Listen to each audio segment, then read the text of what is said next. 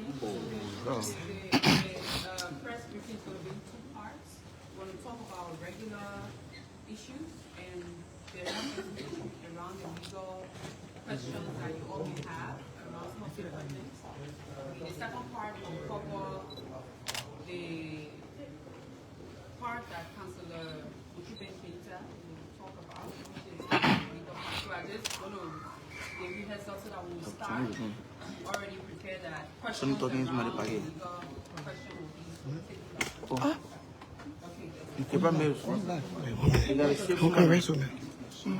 Welcome, this is OK TV Live, and we are here at the Executive Mansion, bringing you live coverage of a regular press briefing from the Presidential Press Secretary. Good afternoon, distinguished ladies and gentlemen of the press. Let me say a very big welcome to all of you to our weekly press briefing. As you know, since we took over this portfolio, we have consistently tried to keep the public informed through your various platforms, and I want to welcome you all to this regular weekly press briefing of the Executive Mansion. And today we are here again at the Executive Mansion, where we are continuing our activities from. Let me apologize to all of you for keeping you waiting, for starting late as we had planned. The simple reason is that today, as you may have heard, we had, or is currently still ongoing, the first cabinet meet and greet with confirmed cabinet members and advisors to the president. And that meeting started since this morning, and it is still ongoing. So we have to ask for excuse, myself and that of the legal advisor. But I'll introduce the legal advisor shortly.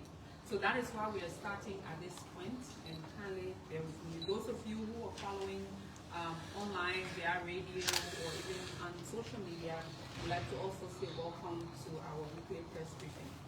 So I earlier on talked to you about Councillor Keita. Councillor Keita and I will be on this press briefing today, and Councillor Keita is the legal advisor to the Office of the President here at the Executive Mansion. He's going to be also speaking about some of the legal questions and legal issues that we may delve into later on. And I also want to give a special welcome to one of the reporters who came all the way from Bombing, Radio Bombing. This is the first time that he's coming, and especially for that radio station, one of the things we try to do is to ensure that we have our local radio stations also part of these engagements. And this is our honest effort to get our reporters from out of the county, out of Montserrat, because most of you, if not all of you, are stationed in Montserrat. So this should be able to give the people of Bomi an opportunity to also follow through. Hopefully he can produce this content for the audience. And over time, we'll also try to engage other journalists and media institutions in other parts of the country, other counties. So hopefully next week we can bring in another reporter so that they too can get a feeling of the presidency and get a news about what's happening in the country, especially the seat of the presidency. So we want to say welcome. I want to thank the people of Bomi for having you, and to also hope that you can share the information with your audience at the part of Liberia. Again, the president has always had a very busy week, and is still ongoing. This week saw a lot of visitation, congratulatory messages keep pouring in from world leaders from other countries. Notably among those messages was the message from Egypt. The president received an audience, the Egyptian ambassador. He brought words, congratulations from his government and his president particularly, and also extended their country's willingness and readiness to support and work with President Joseph Boakai as he worked every day for the Liberian people. The president also had visitation from the International Monetary Fund. As you remember, sometimes immediately after elections, there were meetings held in Washington, D.C., where the president had gone for a visitation, particularly at the International Monetary Fund, the IMF. So the delegation was a return visit in extension of trying to review Liberia's current status with the IMF. and seeing what are the different issues that the country needs to work on so that we are possibly ready, we are possibly available for support from the International Monetary Fund. And the delegation, members of the delegation were very happy. They're currently still in country, and they had a very fruitful meeting with the president. They're currently working with the Ministry of Finance to assess where the country stands when it comes to our own issues that relate to the country's own workings with the International Monetary Fund. There were some challenges, especially how, about 18 months back, Liberia wasn't qualified based on some action or inaction by previous administration, and this is an attempt by our administration to rekindle the relationship between our government and the International Monetary Fund to see what compliances we can follow through so that we as a country can be able to benefit from those support that the International Monetary Fund gave to countries, especially that fit our portfolio. There was also visitation by the team from the Liberia Electricity Corporation. As most of us know, LEC, there has been a lot of issues surrounding access to electricity and the challenges of recent. So the president saw in audience the head of LEC, Honorable Monica Tan, and some partners came for visitation. So he's concerned about the current state of our electricity in terms of the distribution, but also how people are able to get electricity, because that's what the Liberian people care about for the most part. So there are conversations happening at the moment around other possibilities of access to electricity. So the Liberian people will get to know in due course as to those conversations around those partnership discussions that are happening, and there are good news, especially when it comes to the aspect of the electricity, access to electricity. The president also, as you know, the president did not attend this African Union Summit. He sent the Minister of Foreign Affairs. She attended the event, and a very colorful event, and she came to brief the president on those discussions and those happenings, and he was very honored by by the representation of the foreign minister. As you may know, some of you came yesterday, we had a very beautiful commissioning ceremony of ministers who have been confirmed, as well as advisors to the president, participated in the commissioning ceremony where the president did commission them, gave them the certificate, and it was a very colorful event. I also did mention earlier on about the first cabinet meet and greet by confirmed ministers and advisors to His Excellency, advisors for legal affairs, security, the economy, political, all those advisors who are confirmed. We've been having serious meetings surrounding key subjects. And I can also report to you today that the government has turned a month-old young baby, 1-month-old baby, yesterday, and today is actually 31 days of the government since inauguration on January 22nd.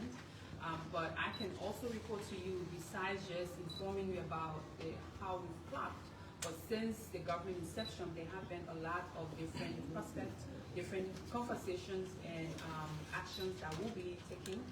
And the government is continuing to be formed. The president has consistently and every day, yesterday you saw we put out an announcement the day before. There was an announcement of the appointment of additional officials. So as we go along, the president will continue, and he has said consistently that he's working very hard to ensure that he brings on board the brightest of minds. He even yesterday reiterated that his call in calling on all officials of government to declare their assets and ensure that they follow through all those issues, and the anti-graft regulations, they should follow it, and it's not going to be, he keeps on reiterating, it's not going to be a business as usual, and he's very clear on that, and he consistently and regularly reminds his officials that when you are appointed to any position, your role and goal is to do the work of the Liberian people. So he's encouraging all appointees to please follow the laws, continue to work for the Liberian people, whatever position you will find yourself in. You are there to be able to improve the sector and to show that this agenda is met. In In terms of reporting to all of you, especially to the Liberian people, the 100-day deliverable is strong. And even today in the cabinet meet-and-greet meeting, it was reiterated that the 100-day deliverable is very clear. The committee is being set up to be able to ensure that the different sectors live up to their expectations. It's going to be officially launched, the documentation, even though implementation is ongoing. His plan of no car being stuck in the mud is still very clear. As we get ready to prepare for rainy season, there are plans to ensure that there are stations in different parts of our country that will have road equipment where there are challenges on those roads that they will be worked on immediately, and their conversations along with our military, the Armed Forces of Liberia. They do have the engineering battalion, and they're going to work closely with the Ministry of Public Works and all other sectors and our partners to ensure that our 100-day deliverable, particularly the aspect of roads, will be worked on. So I'll stop here. If you have questions, I will just have Councillor Keita speak with you all briefly on some decisions that have been taken by the cabinet, the pre-cabinet engagement, and he will be informing you shortly. But again, thank you all, and I really look forward to our engagement as always. Thank you. Councillor Keita.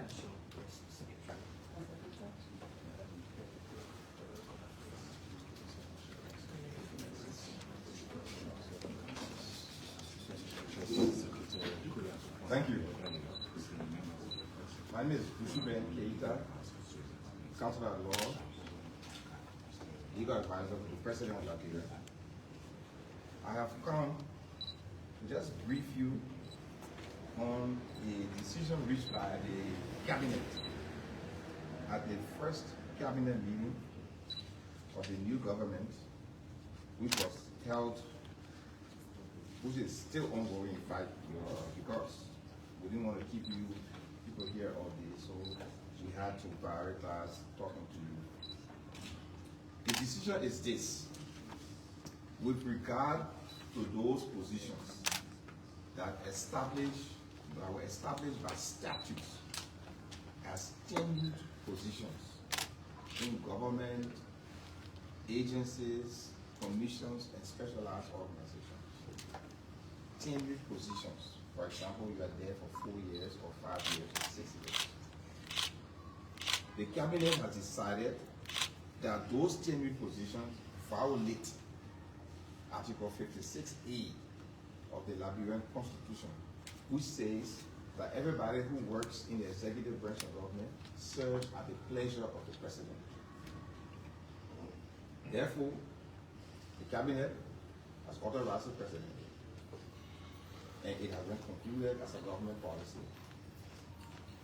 that all of those cabinet tenured positions that are in government will be replaced. That the president will exercise his authority to appoint people to any position in the executive branch of government, whether the person has a tenure or not, except for those positions that are protected by the Constitution of Liberia. If the tenure was created by statute,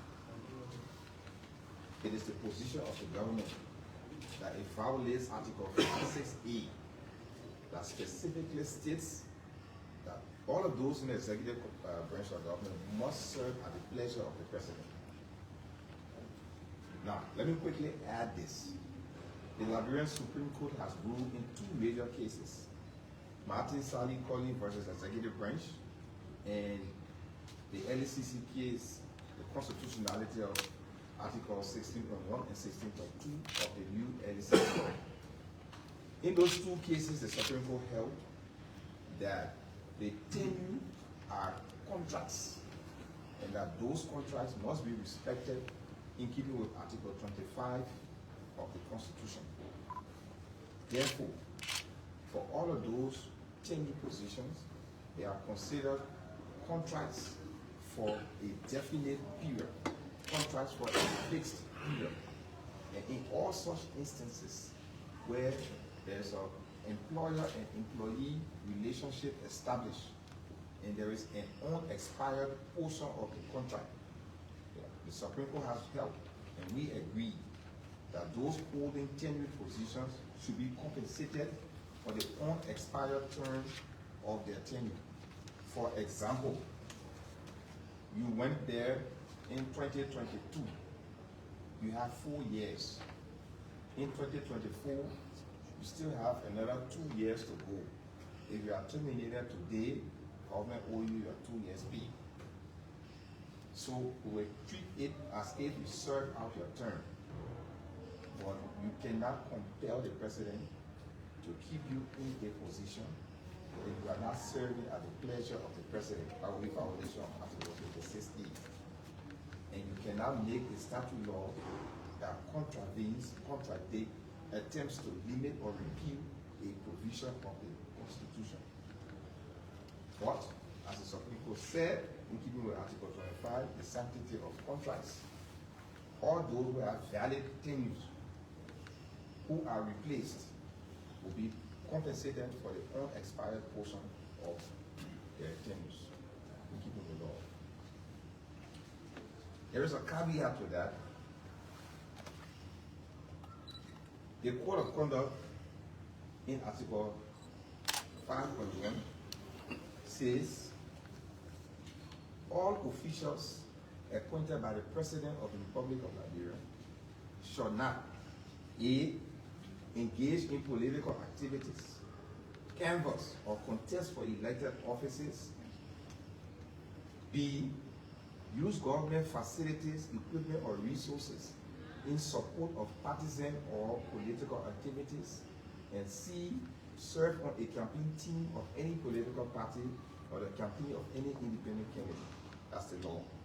The law says you cannot be a tenured official and you actively take part in politics, serve on a campaign team, dress up in campaign paraphernalia, post all your campaign photos, and do all the other activities, and then still expect your tenure to be respected or expect to be paid if your tenure is taken away. Therefore, we announce that for those individuals who have tenure today, who would have evidence violated the Code of Conduct, you will be replaced and will not compensate you. You will be replaced and will not compensate you. The laws are there. If you feel that you did not violate the Code of Conduct and you need to be compensated, you will take advantage of the law. But if we say to you that you violated the Code of Conduct, trust us. We have evidence, videographic and photographic evidence to prove that you did participate actively in politics, wear campaign paraphernalia while serving as a tenured officer, actively took part in canvassing or served on a campaign team. Those people will be replaced. They will not be compensated. For all the other tenured officers who may be replaced, they will be compensated for the unexpired term of the contract. This is not to say that all tenured positions will be replaced. It is to say that the government reserves the right, in keeping with law, to replace any tenured position, except for those positions that are specifically set out in the Constitution of Liberia. So I hope that the message was clear. We are not going to be bound in any form by tenure. If you're not serving at the pleasure of the president, and the president desires to put somebody there who will serve at his pleasure in keeping with Article 56A, will proceed to replace you. If you have violated your Code of Conduct and you actively campaign while serving as a tenured officer, will replace you and will not compensate you. If you did not violate, will replace you and will compensate you. And we do not believe that those statutes that were established, that gave tenure, that they supersede the Constitution of Liberia or supersede Article 56A, except that we hold, in keeping with the Supreme Court's several rulings on the sanctity of contracts according to Article 25, that if we terminate a contract before your contract expires on its own terms, we are obligated to compensate you for the unexpired terms of your contract. I hope I clarified our position. Thank you very much. Thank you very much. We'll take questions we have on the different subjects. Where is the list?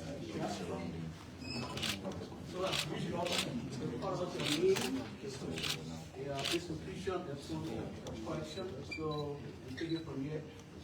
You just ask me my questions so I can use our Kula on your usual thing, right? Right, that's fine, that's fine. So, I will take we'll take 5 questions, especially on those issues. 5 questions on the issues I raised. Yes, thank you. I'm Julius, content and a report for 14. Thank you for the explanation. I would like to ask, is there any specific amount relative to the compensation that will be given to people who did not violate the provisions of the law? It's on a case-by-case basis. Like I gave an example here, with some people having 2 years on their tenure, some people have 3, and some people have 4, some people have just a few months remaining. So whatever the situation is, we'll do the calculation.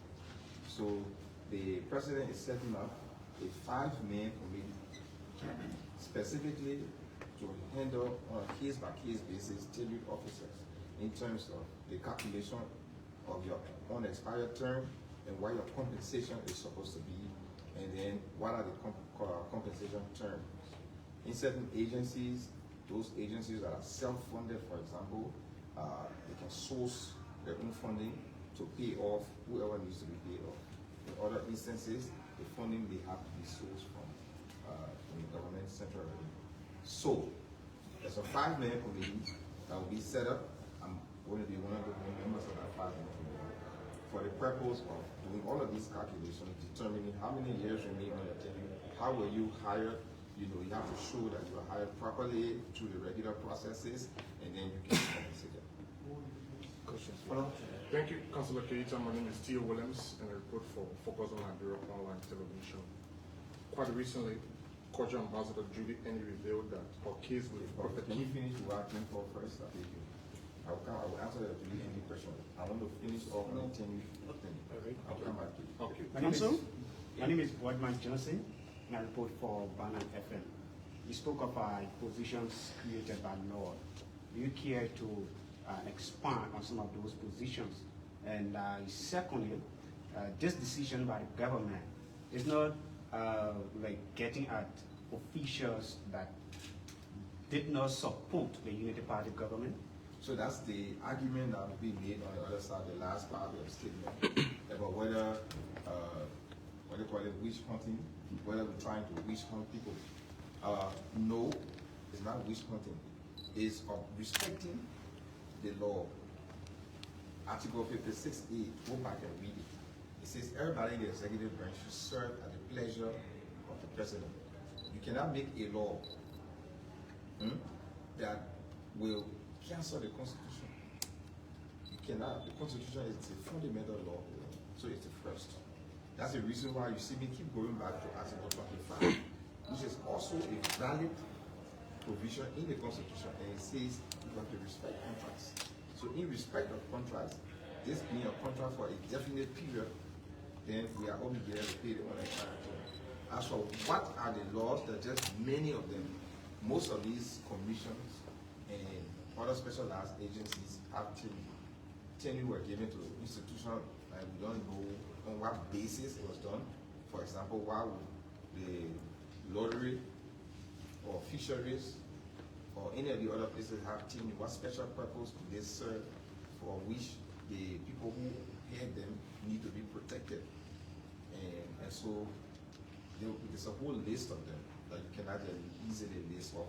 But we are talking about anywhere where they say you are there for a fixed number of years.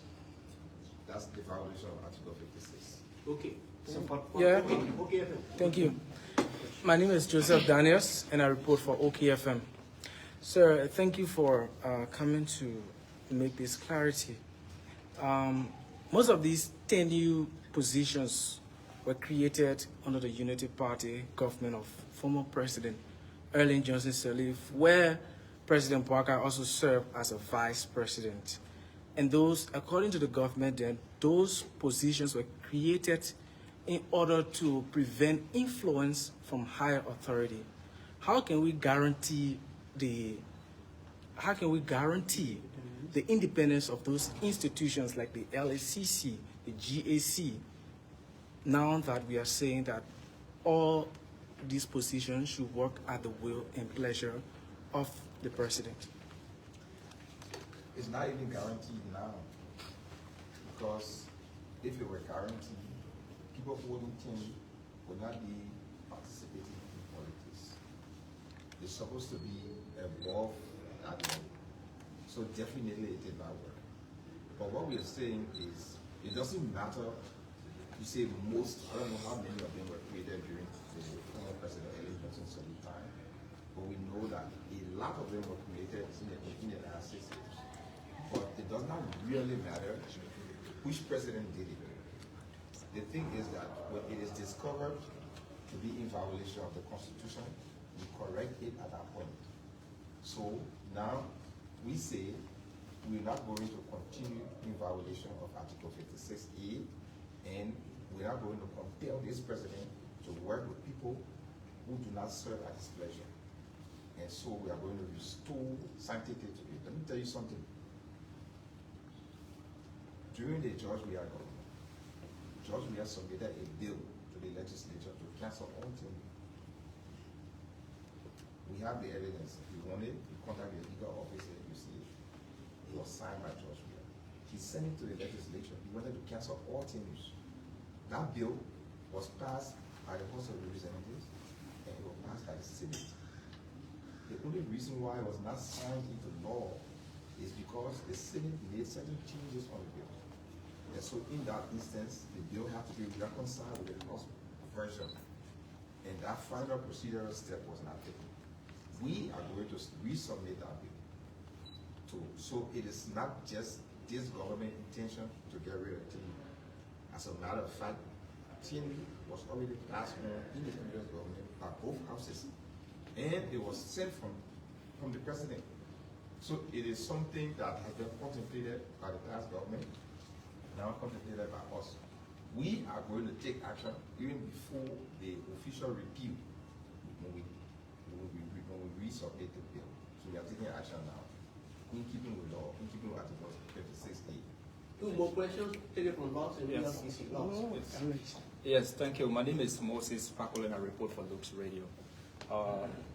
On the Article 89, the three commissions that are there, the Civil Servants Commission, the Elections Commission, and the General Auditing Commission are stated in the Constitution. Also, the same Article 89 says the legislature shall enact laws for the governance of these commissions and create other agencies as may be necessary for the effective operation of the government. Now, these tenured positions that you are talking about were created by acts of the legislature.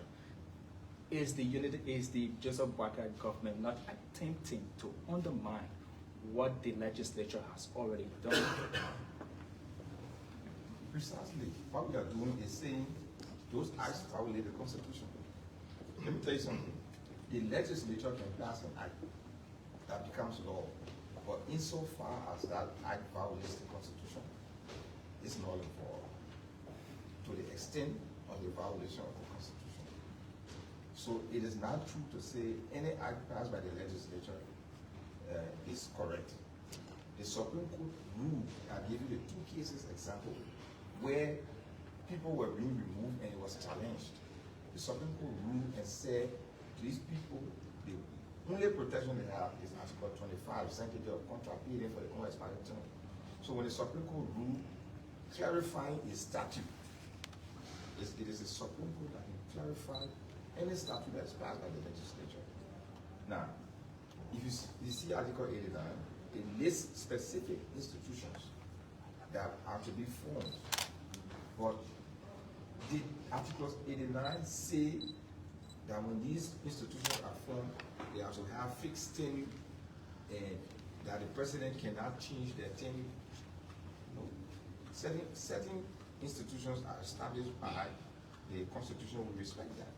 But if the Constitution did not specifically say that you have tenure, and that tenure becomes a creation of the legislature subsequently, in violation of Article 56A, then the issue becomes, can the legislature make a law that violates the Constitution? And my answer to you is no. And the decision taken by the cabinet today is that the answer to that question is no.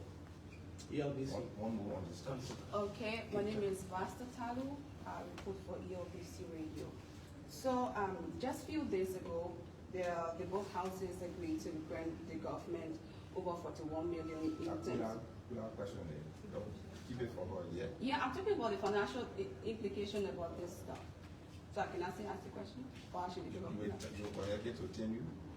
Yeah, because you're talking about is settling them.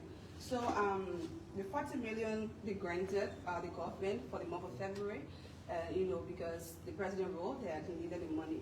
So you talk about settling the tenured officials. So where does government intend to get the money to settle them?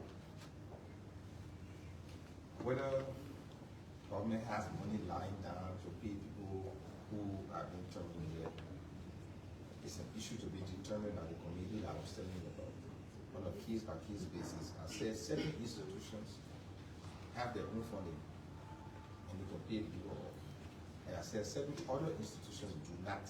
And so they may be referred to our general account.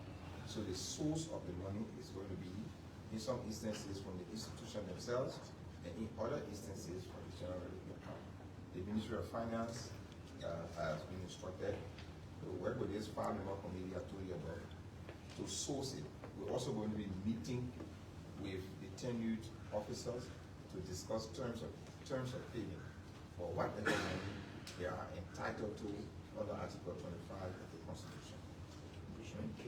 And so then let me come to, I'm not going to spend a lot of time to be anything, but since I'm here, I would just like to make a clarification. Yeah, let me just end the question. Okay, now. I'm going to make a statement on it. If my statement doesn't cover your question, then we will get additional clarification. Okay. Here's the way it goes. Liberia is a signatory to the Table Mountain Declaration that decriminalizes speech. On the 21st of July 2012, President Ellen Johnson Sirleaf signed the Table Mountain Declaration in Monrovia. It was a big ceremony. I see a lot of you young, but maybe a few of you know about it in 2012. And that declaration said that going forward, Liberia has decriminalized speech. There's no more criminal speech in Liberia. Okay. Since 2012, signed by Ellen Johnson Sirleaf. So you go, you do your research, you find the Table Mountain Declaration, President Ellen Johnson Sirleaf signed Table Mountain Declaration, you will get up to date on it. You can even find the declaration itself and read it. Furthermore to that, after the Table Mountain Declaration was signed, the international, it was signed mostly to protect journalists like yourself. The Liberian government took a further step. In 2019, President George Weah signed the Camara A. Camara Act. That one I show some of you were around for it because some of you have been around lately. And in that Camara A. Camara Act, the Liberian government repealed those portions of the Liberian Penal Code that criminalize speech, including insulting statement made against the president of Liberia. So, what Liberian law says is that you cannot be arrested because you insulted somebody. You cannot be arrested for insulting somebody. It doesn't mean you journalists were insulting people, but if somebody insults you and it hurts your feelings and it damages your reputation and causes you loss of money and loss of business, you have the right to sue the person in damages. depending on how you feel, you suffer the loss. 1,500,000, 50,000, whatever. So the courts are open for private lawsuits between individuals for insults. But you cannot be criminally charged or arrested. No longer under Liberia. We have decriminalized speech. Criminal libel, criminal slander, all of those things have been decriminalized under Liberia. And during this social human boycott time, nobody will be arrested because they insulted somebody. From the president down, nobody will be arrested in this country for insult. If you insult the person and the person feel aggrieved by it, the person's proper recourse will be to sue you in a civil action for the damages that you caused to them. But that action will be between the two of them. In the Julie Andy case, the city solicitor in the Monrovia City Court filed a case on behalf of the government of Liberia against Prophet Key and charged him criminally because he made certain statements on his podcast that Julie Andy felt were insulting to her. It's in the environment on the arrest. So they charged him criminally for speech that he made. The part that I played in it was I called the city solicitor and I asked him, is it true that you have arrested Prophet Key on behalf of the government of Liberia and charged him criminally? He said yes. I said, on what basis? He said, on the basis of a complaint filed by this lady who said that she was criminally insulted in his podcast. Then I asked him, well, Liberia decriminalizes the criminalized speech. And are you also aware of the 2019 Camara Act, where we repeal all the penal code sections that has to do with criminal speech? He said, well, I'm aware of that, Councilor, but show it to me. I said, okay, go and look at it. And if you see that speech of the kind that Prophet Key did has been decriminalized, that people cannot be arrested for it, then your best course of action will be to drop the case. Because you are suing in the name of the Republic of Liberia. If you have a writ that says Republic of Liberia by and through Julie Andy versus Prophet Key, and it is not the government position. This government is not arresting anybody for speech. We don't arrest people for abusive language. I don't care how abusive the language can be, because we decriminalize it. And when you decriminalize something, you don't make exception to it for particular people. You don't. It's the law. And there's two successive presidents who intervened in this particular area, just on behalf, mostly on behalf of you who are journalists, on the radio, you doing your podcast and all of that. And we'll not arrest anybody for it. So our president, His Excellency Joseph Yuma Abubakar, is, frequently insulted. Very frequently insulted. All on the social media, on this. Some people just get up, one hour in their phone and get passing. You think we're going to go out there to go look for the people to say we're arresting them? No. We're in a free speech era. And we will not support it. It cannot be a government action against Prophet Key. It cannot be the Republic of Liberia versus Prophet Key. It can only be the person who is aggrieved versus Prophet Key in an action for damages. That one, they can sue each other. The government has nothing to do with it. But when you do it in the name of the government, then we'll come and show you this is what our law says. You cannot sue in the government name for speech that somebody made. Especially in the affirmative, you clearly say that it was made in a podcast. And you journalists got to understand that this law, these two laws, the Table Mountain Declaration and the KAK Act, were specifically to protect your right to free speech. Just the other day, the president made a brief stopover at ELWA Hospital for the anniversary, the 70th anniversary of the radio station. He stopped there briefly, spoke to the people, told them thank you, how ELWA have been in Liberia for so long. Then from there, he went to Rick's for the closing of the Baptist Convention. While he was at risk, Institute for the closure of the Baptist Convention, there were people on the radio and on social media and on other things saying that the president had been rushed to ELWA hospital. He was undergoing treatment. You see? Now, in the old days, some kind of security person will call you in for questioning. You know the president is at risk. Why are you saying that he has this place and that place? We don't have time for that in this new government. You want to abuse your free speech, you want to abuse your social media facilities and do all of these things. Okay, go ahead with it. But this government will respect the law. And these are pre-existing laws that we get in place. They are not laws created by this government. But we respect the law. And in respect of the law, we are not going to arrest somebody because you insulted another person. I don't care how harsh that insult is. Your recourse is to sue the person in damages for the damage that it caused you according to how you feel the damage was done to you.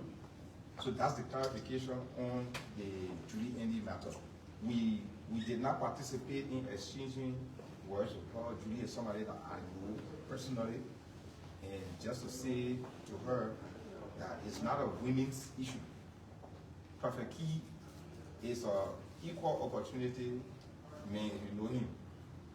2017 here, United Party people will suffer at the hands of Prophet Key. They'll go back and play his whole recording. And even after he killed our side, quote unquote, our side, how does he call our president? Any of y'all know they make me and he got our president? That's scary to call it. You call it. Ronaldo, you call it. Speaking what? No. So you know that even when he on our side, he's still got to be giving you small thing. So it is not an endorsement of Prophet Key or his tactics. Prophet Key assisted us to a large extent during the campaign period. It does not mean that we agree that he can go around and say any manner of language to people. We prefer if he adjusts his language a little bit.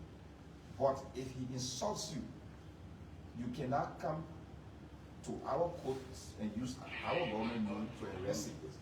He's not subject to arrest. He's subject only to an action of damages for whatever action that he did to you. And you sue him, he will be forced to pay you your damages. Thank you. Thank you. Yes. Thank you. So I have a question. Thank you. So we will continue the press briefing as we ended. If you have questions, please ask us in relation to what we talked about today, or issues for the course of the week. We'll start with Yeah. My name is Marvin Jacobs. I report for the French News Agency. I just want to know something concerning about the president being, consistently talking about asset declaration, and he has not mentioned about publication. Why? All right. What? Thank you. Two quick questions. One has to do with the alarming of recent, the alarming wave of fire disaster. Was the president concerned? If so, what will or is his intervention? And I also like to get the specifics. Meeting the president met with the LDC. What are the specific issues discussed going forward as well as the issue of electricity in the country? Repose 1, 2, 3. Yeah, 2, 3. Thank you. My name is Dr. Bali from Repose 2, 3. My personal the president recently had a meeting with those students. Today we haven't gotten any detail about the meeting. We care to give us an attitude. Thank you. You are ABC online. ABC Radio. Press Secretary, my name is Anthony for ABC. The president recent most of the appointments made on several occasions. The president, there will be a list with the name of the person, the time meaning that person is changed. The most recent is with the situation with Rogers Duma and one matter of Morris. How is the president intending to address that? Secondly, the allegation that there are people in the president's circle who believe in certain people, the president submit the list for public issue, they omit certain names and replace them with their interest. How can you address that? KMTV. No, thank you. My name is Aisha Niva, and I report for KMTV. Where I'm concerned about the president's stated action with regard to the issue of drugs tax. And since then, we've been witnessing the issue about appointed officials coming to government. And I hear anything about them doing that drug tax. Thank you, Madam Press Secretary. My name is Joseph Daniels. I report for OKFM. Julius asked a question. I just want to maybe put a amendment to it or to add up. The president met with officials of the LEC. There have been outcries. There have been people calling for the dismissal of the LEC boss. The president was saying in a photograph, smiling. Is it that he enjoys the confidence of the president? And secondly,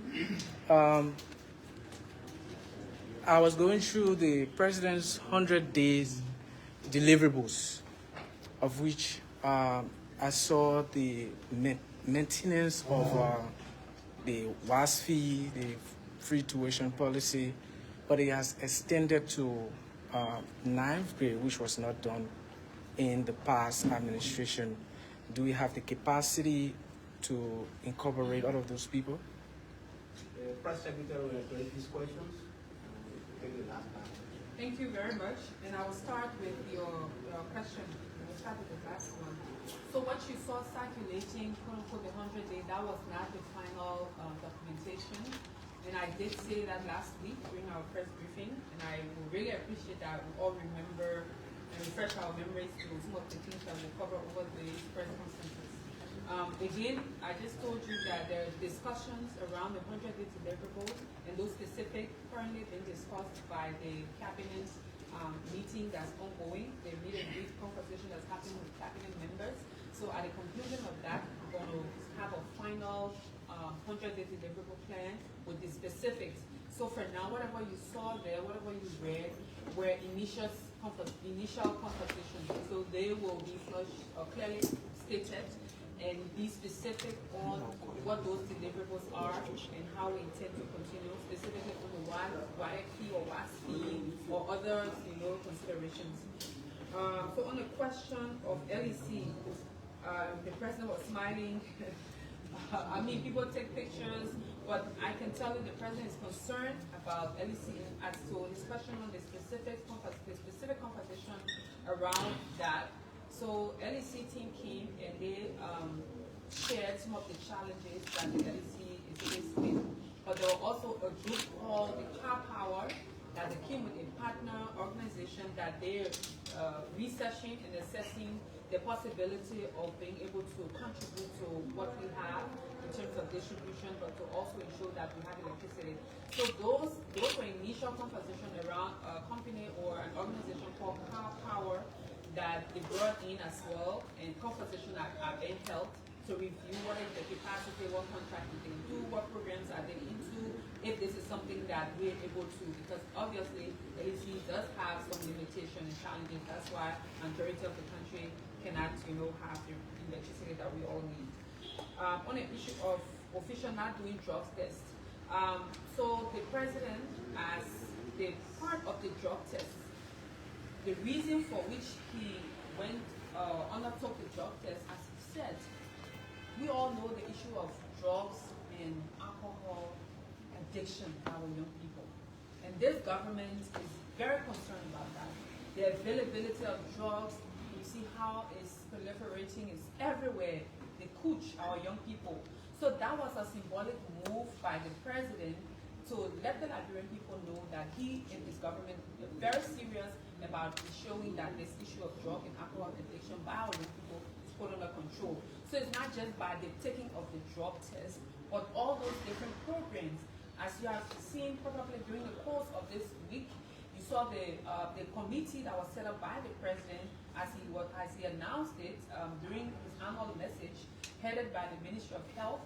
there has been an assessment ongoing around the different facilities, because if you see the issue of drugs, there are two key components. One is the access, or the preventive. You have the preventive measures, and then you also have the cure measures. So the cure measures is where you're finding, institutions that are working with young people that you can work with them.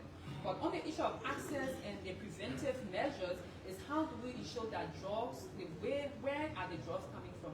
So it is a combined effort. That's why even in the course of the week, we saw the action of the Liberia Drug Enforcement Agency and how they've been able to find people who are kingpin, I will put it that way, of drugs in this country. Most of them are non-Liberians, and they partner with Liberians. So those kinds of systems, so it's not just taking the drug test, it's not just about that. It's a holistic approach. That's why the Ministry of Finance is involved to find resources for programs in that context. You have Ministry of Gender to ensure that the social protection issue. You also have the LDEA, you have the security sector. So it's a combined effort. So it's a long-term approach. But right now, the team is looking at those issues, especially the institutions that are working with young people, and seeing what works, what are the challenges, what information are out there, and what partnership are required so that we can handle the issue of the cure aspect before going to the preventive part. The allegation of replacement on Roger Doma. I will state here again, as I've always said, we will not respond to rumor or gossips. If you go on the Executive Mansion website, the appointment that the president made, there's still the active appointment. There has not been any withdrawal whatsoever. The appointment that you see on the Executive Mansion website, they're there. So if there are any form of withdrawal, you will also read that. You will also see a release from the Executive Mansion. And I will encourage journalists to source the Executive Mansion as the official source of the presidency. All of these rumors that the president is angry, the president had issue, or the president said this, the president said that, all of those things are hearsays and gossips. And I will encourage journalists not to follow those things. You have our contact, you have our details. Any of those information, reach out to us. And again, I will sit here. The president is the appointing authority. He decides who he wants to work with or who he doesn't want to work with. That, the Constitution gives him the authority to do so. So at any point in time. And the other thing is, the president did not promise anyone a job. The president is inviting people to his government, to his cabinet, because he believes that they believe in his ideas and they believe in the Liberian people, and they're able to contribute to that. So the president can choose whoever he wants to for them to work with him, and that is in his favor. And as with the specific case that Ben mentioned, the president has not taken any withdrawal action. The appointment is on the Executive Mansion website. If there are any issue of withdrawal whatsoever, you will be communicated, and the president has that authority. I don't know how else I can overstate this, but it's very clear. Please, journalists, let's ensure that we have credible sources of information. And I wouldn't be in the business of responding or reacting to Facebook commentaries or people stating, oh, the president said this, the president said that, the president said the other thing. So that is what I'm going to let you know. You have our contact, you have our information, and our doors are always open to answer those questions that you want us to answer. So again, the appointment that the president made, our latest appointments are on the Executive Mansion website, which is the official source of information from the Executive Mansion. I encourage you to continue following through on those. On the issue of HPX and what has happened, well, again, if you follow contracts or partnership information agreement, it's not that because you agree or you came and had a preliminary meeting, and then next thing is the next day. These things take some time.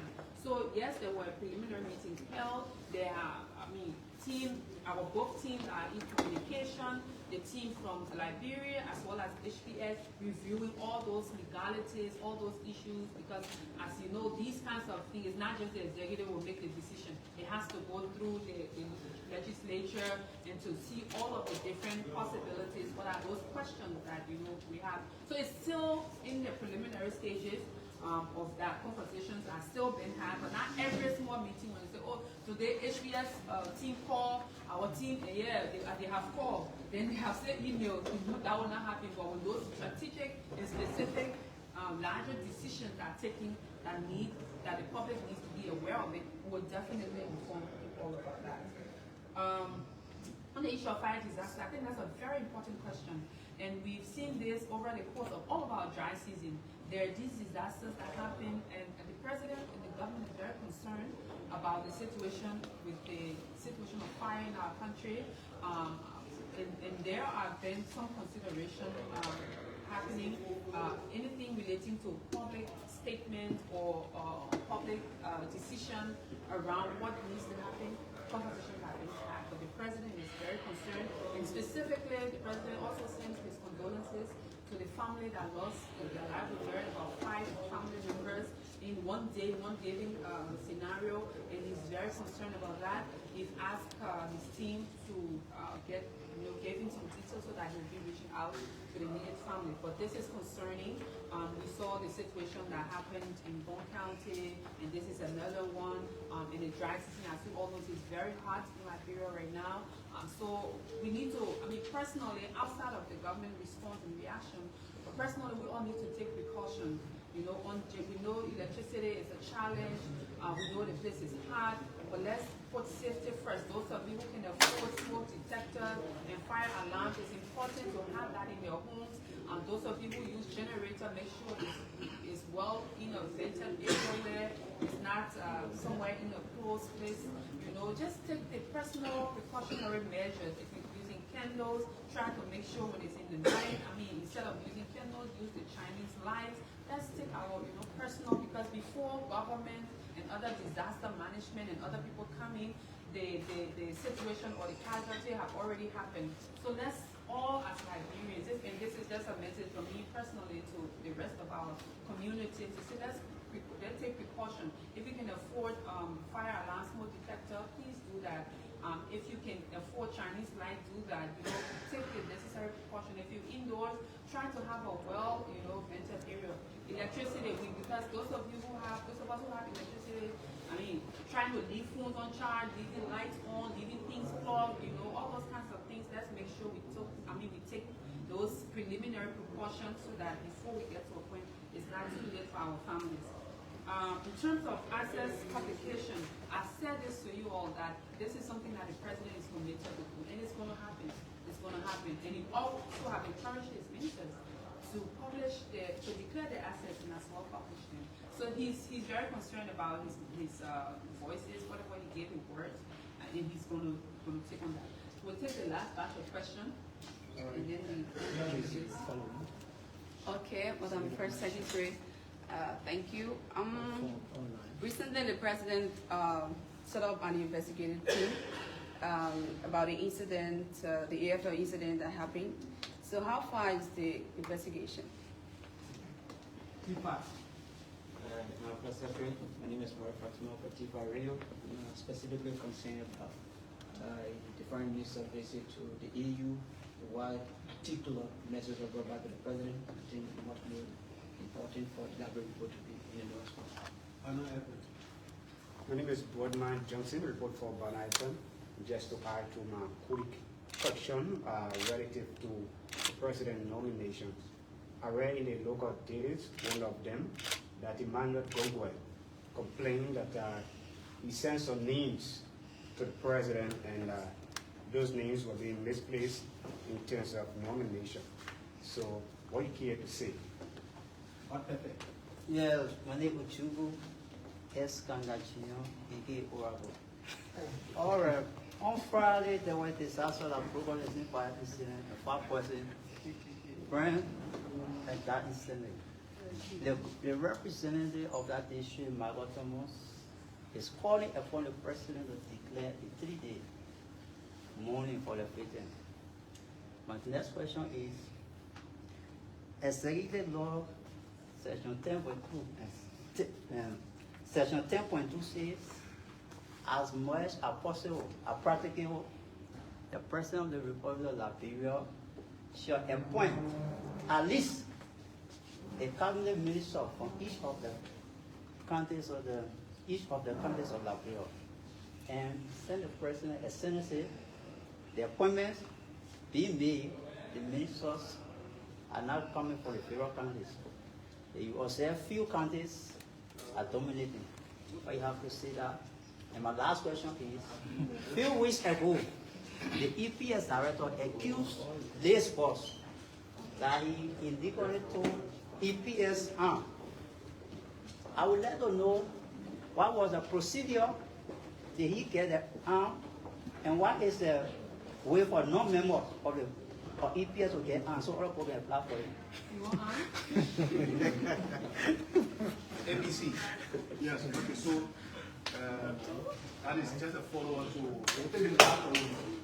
the question I asked earlier. On the Executive Mansion website, and it's good that you want us to reference it. Councillor Alison B. Councillor was nominated as Deputy Minister for Land and Rural Transport. I was fortunate to have been at the legislature, precisely the Senate. One Rudolph Knapp went for confirmation hearing on the same position. Again, one judge was appointed before Prince Tama, the Minister of Public Works. Can you also address that? I don't know, is it a mistake or how is it happening? We'll take the last question, focus on that. Thank you very kindly. Once again, Theo Williams, I report for Focus on Liberia Online Television. Quite recently, during the commissioning ceremony, the president vowed the former check office officials of government. I'd like to know from you, Madam Press Secretary, how does the president intend to carry out that exercise moving forward?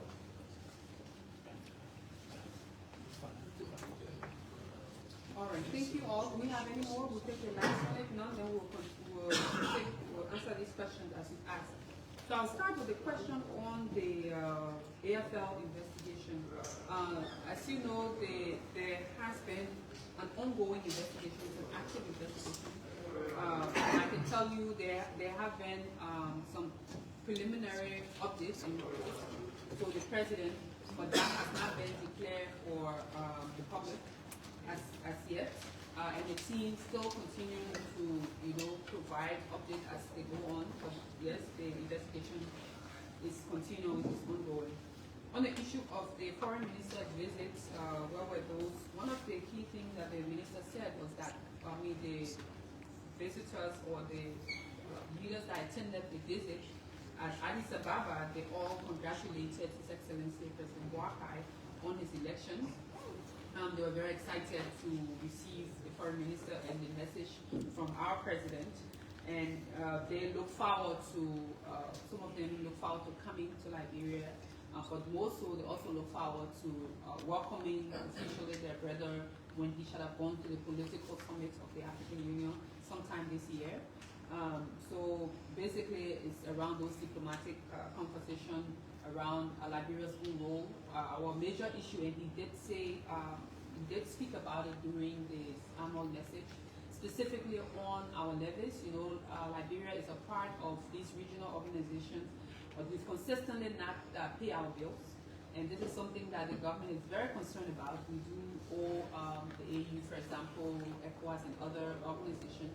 And the team at the Ministry of Finance and our office here reviewing where we stand and how we intend to live up to those obligations. And this is something that the president has consistently said, even with his meeting with his colleagues here, for example, they do talk about that. On the issue of Emmanuel Gonkwe and the misplacement of his list, again, I did say that asking the president is the appointing authority. He appoints who he wills. He decides who goes to what entity and what service to provide. So if someone recommends to say, oh, I want this person to come here, it does not mean you're going to get the job, and he can also look at that. I mean, he respects everyone, particularly the EFF role in the elections, and what support they brought to the table. And like everyone else, the president saw it as a mission, a collective mission to uphold and reawaken the spirit of our country and rescue this country. It was not a mission for job distribution. I want to reemphasize that. It wasn't a mission for job distribution. However, the president has consistently said that he appreciates everyone to come on board, and he's trying his best effort to be very inclusive. And it's not, he has said, in fact, to a point where even our political party, I'm a staunch leader of the Unity Party, even to the extent where our party, I mean, we've complained consistently about, not being factored in and all of that. However, the president has called on Liberians from all walks of life. The other day I was listening to the other members, other political parties who were hitting the president for encouraging him. Unlike Tampas, unlike former governments that will come and say, oh, once they get it, nobody else, in fact, to the extent at which they would even put people on blacklists and say you will never get a job, or these are the list of people who will never be appointed. Some of us, were on blacklists around here. So the president, our president, is very open to appointing and involving everyone. So we just want to encourage others, we want to encourage Liberians. When you are given the opportunity to serve, when you are called to service, you shouldn't see it as, oh, I must go to this place, or I must go to that place. We do understand the need for your qualification matching up with your appointment, and that you are put in a place where you're able to function, and the president has consistently placed people in those areas. Unless people decide if you're called to service and you do not want that, and then you can respectfully say, oh sir, thank you for the opportunity, but I wouldn't want, and that those kinds of engagement can happen behind the scene.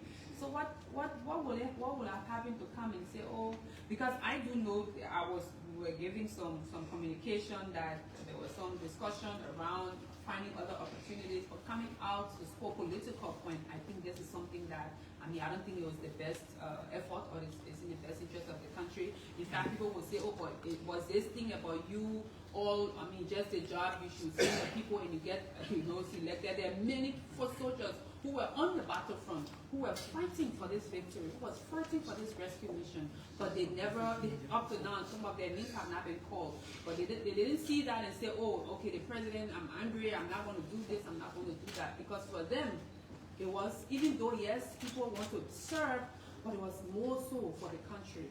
So I just encourage others to not just see it as, they ask you to serve, you don't want to serve, it's optional, but to come and want to score political point against the government, I don't think it was in the best interest of themselves. On the issue of the 3-day mourning that was asked about, well, I have not seen the communication, if there was any communication, if it was just a public call to ask the president to do that. I think we should try as much as possible. We have a very down-to-earth president. We have a president who is very accessible. We have a president who listens. We have a president who seeks counsel for many people. So should anyone have any issue or want the attention of the president, it's just simple, especially if you, as you've mentioned, as a lawmaker, you already have access based on your own setting and portfolio. It will be good to write a communication and that the presidency will look into it and to see, how we can go about doing that. But what you said, I will bring it to the attention of the president. And update him that this is something that a representative from the specific district that the fire disaster happened, will be, taken seriously. Talking about a point, so the law that was quoted, please, last week somebody brought this up, I didn't see the law, somebody said it was the Constitution of 75, but that Constitution, if there was any of that stuff was repealed. We have the 1986 Constitution, and I've not seen any provision within our Constitution that talks about appointing people from each of the counties. So that is not in our Constitution. But I do know the essence of the conversation. I like to always see from whence these conversations come from. I think the essence is to have some form of representation within the government, and this is something that the president is concerned about. He is making his best effort to make sure that there are people from all parts of Liberia who are, in the government and are serving their people. On the issue of EPS, how to get armed. I mean, I don't know how to get armed. I wish I knew the procedure of getting armed. Maybe I need to go to the police academy. It's something I will find out, but I'm not sure this is something that is an open call. And the EPS is the Executive Protection Services, and it's to protect the executive. So if the public interested in arms, I don't know how else, maybe they got a small arms commission. I think, I don't know how a private citizen can get armed. But specifically to your question on Yeke, what's his name? Pepsi Yeke case about the arm, yes, there were the paper that was sent, the call or the announcement that was sent in the public. And yes, I can confirm to you here that the arm was turned over to the EPS director, and they're in possession of the arm, and that was a good mark. I mean, even though the individual I was mentioned wasn't the one who brought forth the arm, but other people intervened and say, the thing here, just take the arm and don't bring noise. I mean, this is not so good. But yes, I can confirm that the arm was received by the EPS. The security advisor did inform me on that. On the issue of performance check, yes, the president is very clear that the people who are being appointed to different positions will have to report regularly, give update on their own deliverables, because if you see how it's set up, we first have the 100-day deliverable, and then we'll go through the 150-day, and then we'll have the long-term development plan and the sector-by-sector plan, and that will have a clear M&E plan that each agency, for example, or each sector team that will be under a particular pillar of the arrest agenda will be able to give regular updates. That's why you have the cabinet secretariat. I mean, recently, the previous appointment before this, the president appointed the Director General of Cabinet. That role is, part of his role will be to coordinate, working with the Ministry of Finance, which is the line agency responsible for government development plan, to institute measures, how we will check performance. So part of, it's not just about what you deliver for your sector, but your own personal, performance, how you're performing in your agency, and how you intend to, go about doing that. So yes, they're very clear about that. On the issue of the appointment, again, as I said, the president has the authority to appoint who he wills. In terms of those specific, again, I wouldn't want what social media say, what newspaper said, and this person said. Also, there's a possibility that the president can send information or letter to the legislature, and he can also send communication behind it, recording that communication, recording that particular communication. So there could be specific instance, but because the question was, generally there were no specific, so I wouldn't know that particular, case by case. But again, we're open to your questions and your comments, and we look forward to engaging you next week. Thank you all, and have a wonderful weekend. Thank you, Presidential Press Secretary Kula Fofana there, speaking, addressing this Friday's edition of our regular press briefing here at the Executive Mansion. My name is Joseph Daniels, and this is OKTV Live. We'll return here again where we are needed to bring another broadcast from the Executive Mansion. Thanks for watching.